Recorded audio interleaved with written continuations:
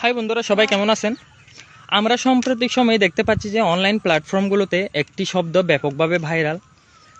Facebook বলেন, YouTube বলেন, Instagram বলেন, টিকটক বলেন, অনলাইন যত প্ল্যাটফর্মগুলো আছে সেখানে কিন্তু এই শব্দটা ব্যাপকভাবে ভাইরাল হয়েছে এবং অনেক পপুলার হয়েছে। কী সেই শব্দ? শব্দটা হচ্ছে ফাঁ। আচ্ছা, এই ফাঁ শব্দের অর্থটা আসলে কি? বিশ্বাস করবেন কিনা জানি না, জেনে ফাঁ শব্দটার অর্থ বের করতে গিয়ে বিভিন্ন দেশের অনেক বৈজ্ঞানিক কিন্তু অলরেডি মারা গেছে। বিশ্বাস করবেন কিনা জানি না। যেমন স্পেনের একজন বৈজ্ঞানিক, নাম হচ্ছে লুক হেটিকফার্সন। তিনি ফাঁ শব্দের অর্থ বের করতে গিয়ে তার বউয়ের সাথে অলরেডি ডিভোর্স হয়ে গেছে। তারপর চীনার একজন বৈজ্ঞানিক নাম হচ্ছে ইয়াং সংসং।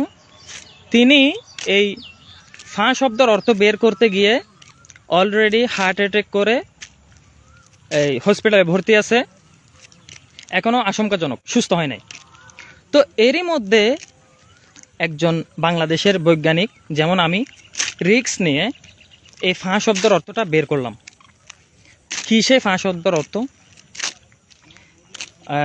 আমার কি হবে না হবে আসলে আমি জানি না, হ্যাঁ, আমার কোনো আফসোস নেই, কিন্তু আমার বাংলাদেশের মানুষের ফাঁ শব্দের অর্থটা জানা দরকার।